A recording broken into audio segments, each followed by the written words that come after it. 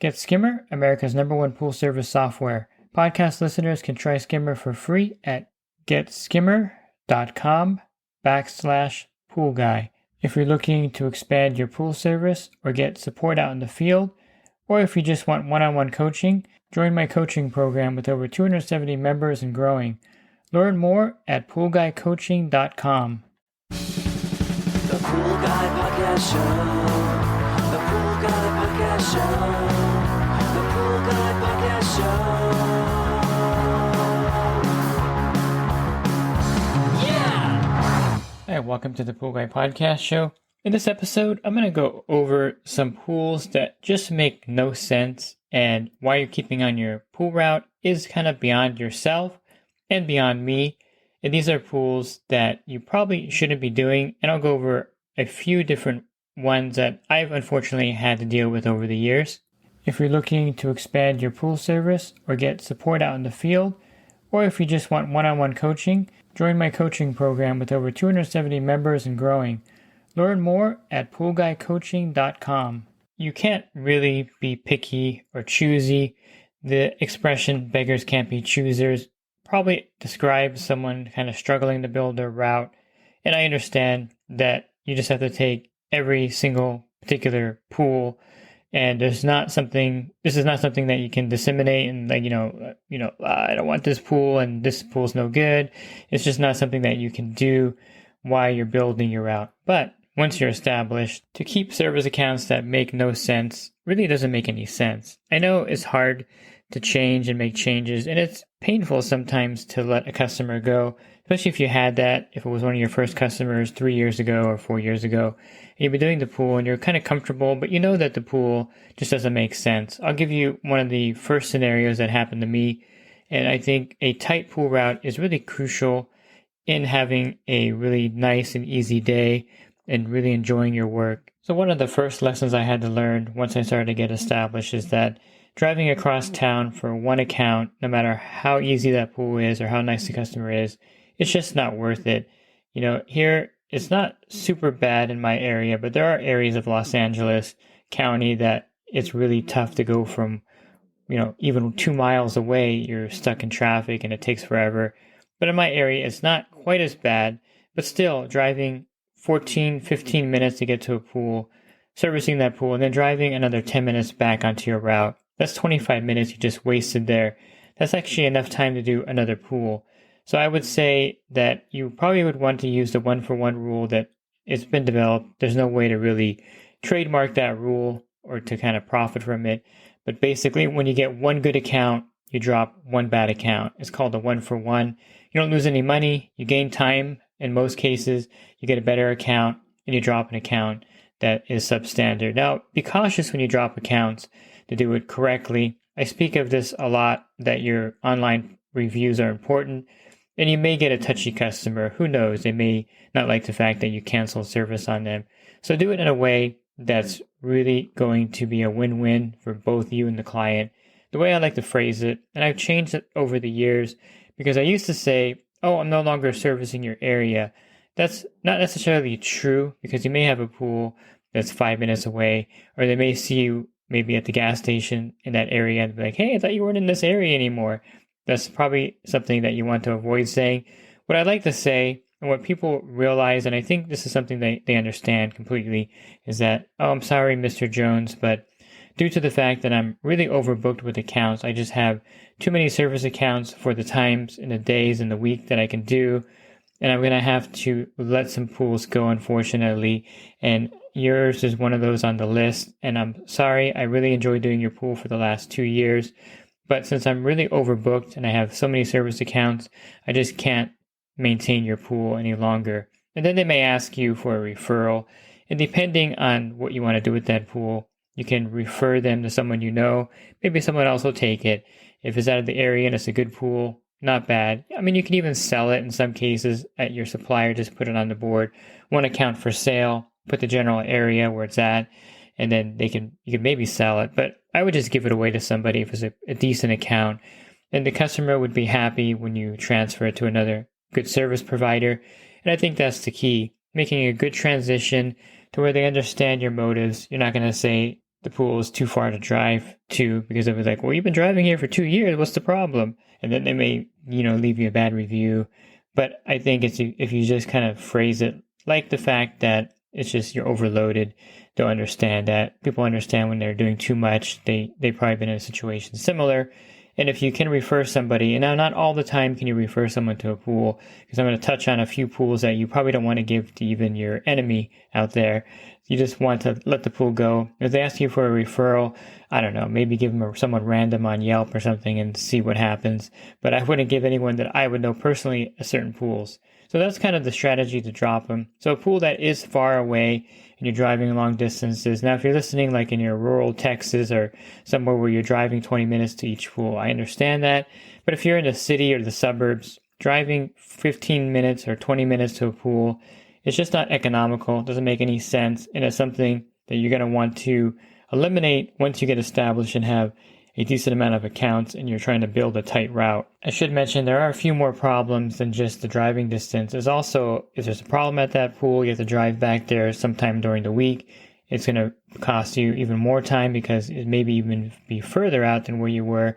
Or if you're going to stack pools because you're going to take an extra day off, you can't really stack that pool because it takes so long to drive to that pool and back. So there are factors besides just the weekly service distance. There's also other factors like that could be a problem, and that's why you want to drop a pool that's really outside of your service area. Another one is a heavy use pool.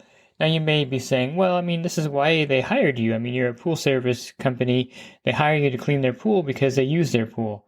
I guess to some extent, there's truth in that. You can't deny the fact that you do pool service. If the pool's used, that's kind of why they hired you. But in reality, you really don't want a lot of pools on your route that are really heavily used by the family. I know that it sounds counterintuitive. It's like people use their pool, that's great. But in reality, I kind of like it when no one uses their pool. And I'll be perfectly honest, if I get an account and I see that it's heavily used, and you can kind of tell just by looking at the pool, there's toys everywhere, there's like 5 kids running around, I'll kind of pass on that account. I'll just, maybe I'll bid it really high so that the customer doesn't call me back. Or I'll say, I'll get back to you with the bid and I'll see if it fits into my service area. I'll have to check, what day I'm available in your area. Then I would just text them back saying, oh, I'm sorry, but I realized that for your particular pool, it doesn't fit into my service area. And sorry about that. It was nice meeting you. Something like that. Because what you're going to have with the heavy use pool, there's many problems. One of them is that you may show up, the kids are using the pool at 9 in the morning, happens all the time. You really can't service the pool that well. This may be a continuous thing. It may be that the toys are in the pool, it's really messy, the algae, something gets sucked into the skimmer. A lot of times pool noodles are in the skimmer, causing the pool to look really bad all week long because it's not being skimmed. They may break the automatic cleaner. I've had that happen as well. There's so many different variables with a heavy use pool. And then the biggest problem, I think, is the amount of chemicals and effort it's going to take to maintain that pool. Now, I'm not saying that you shouldn't do pools that are heavy use. This is one of those things where, you're providing a service in your area and you may have some that are heavy use. You can handle it. But if the pool is just out of control and it's getting to you where every week you're dreading going there, and this is kind of the key factor in determining which pools to drop. If you get up in the morning and you're like, oh man, I got to go to that pool today. I just hate going there. You probably don't want that pool on your pool route. I know that Glenn from the Bottom Feeder, he has this quote. I don't know if he stole it from somebody, but I'm giving him credit for it. He's the creator of the Bottom Feeder.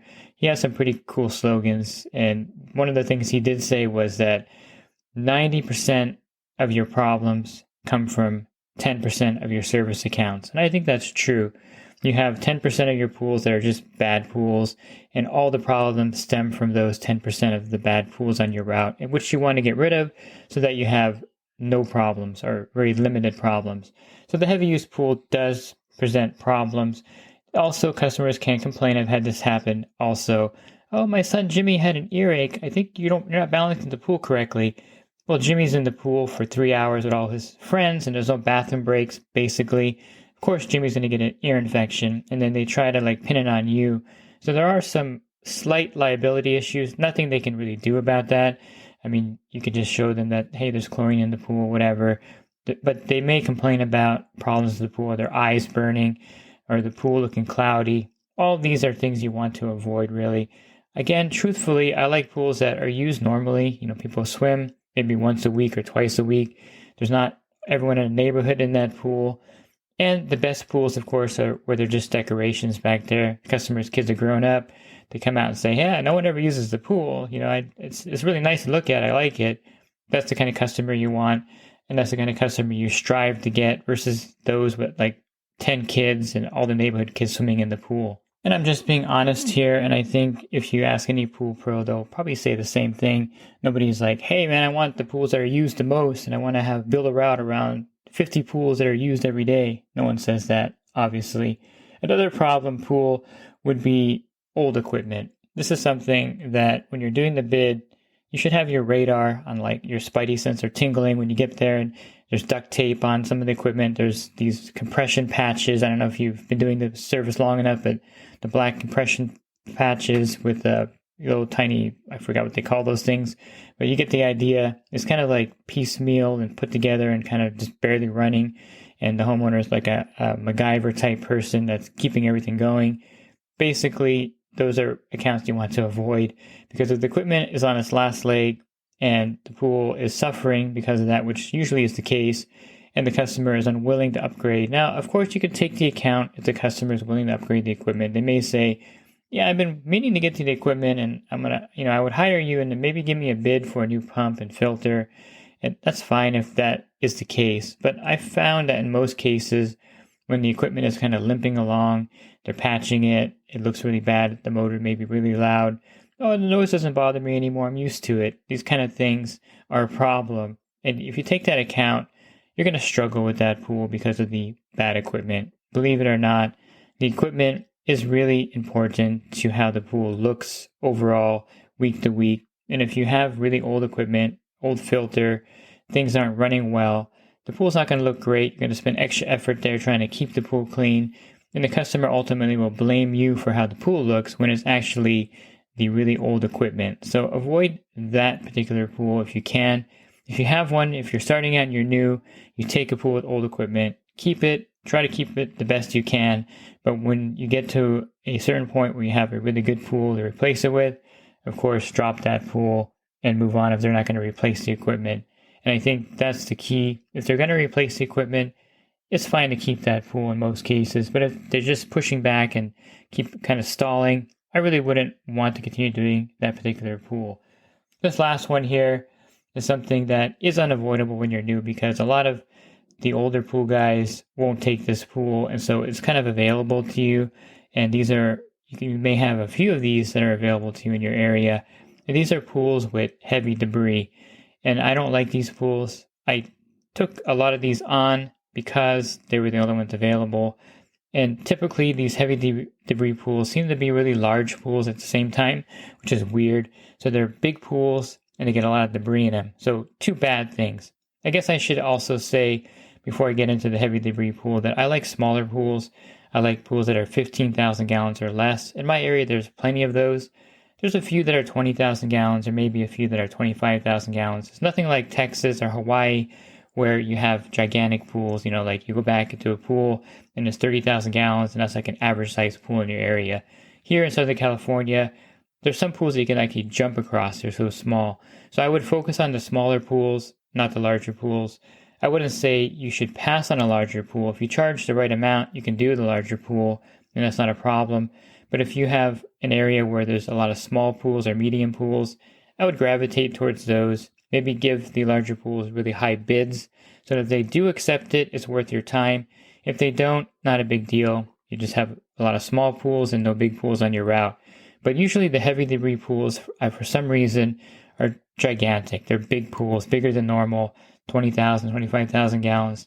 It just takes a lot of time to clean and a lot of effort. And it does ruin your day because you're thinking about this pool all day long. I mean, maybe you want to tackle it as your second or third pool. That's fine. But it's still not pleasant to get to a pool where the surface is covered with debris, the bottom is full of debris, the cleaner is stuck because there's so much debris in the pool. By the way, I'll just give a little side note, maybe a commercial, I guess, but the pool skim device, I have no affiliation with them, but the pool skim device is great. It can be threaded into a return line, and it acts as a secondary skimmer. It's not very pretty, but it's really effective. So if you do have a heavy debris pool, I would recommend that, or maybe a surface solar cleaner. There's so many of them out there now. I would say the iPair cleaner is good, the Surfer. I just did one on the Smonet cleaner. You have the Beta, the Aerial or Solar Breeze. I think they're out of business. Unfortunately, they were the first ones to come out with that cleaner type, but the solar surface cleaners will help as well.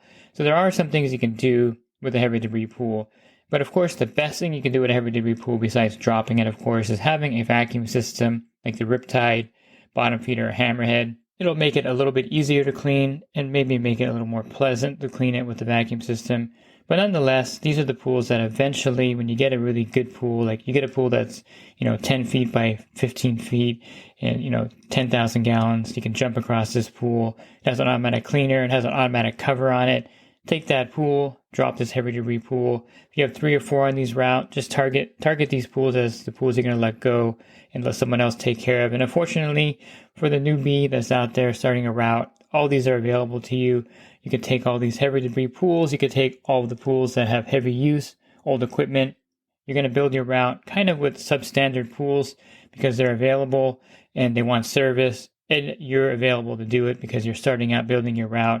But once you get established, these pools, of course, will eventually disappear from your route because it makes really no sense, again, to keep these pools on your route if they're bringing you down, if you're driving really far to get to them, if you're scooping debris out like you're a pool gardener.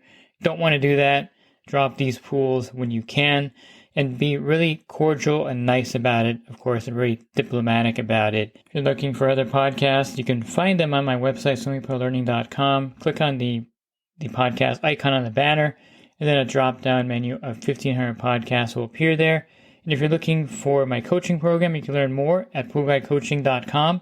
Thanks for listening to this podcast. Have a great rest of your week. God bless. Real quick, if you're not using pool service software, try Skimmer free for 30 days at getskimmer.com/poolguy.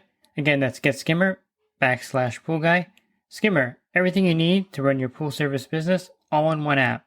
Real quick, if you're not using pool service software, try Skimmer free for 30 days at getskimmer.com/poolguy. Again, that's getskimmer.com/poolguy.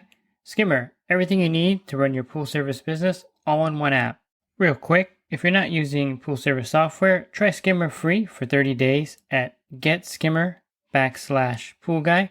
Again, that's getskimmer.com/poolguy. Skimmer, everything you need to run your pool service business all in one app.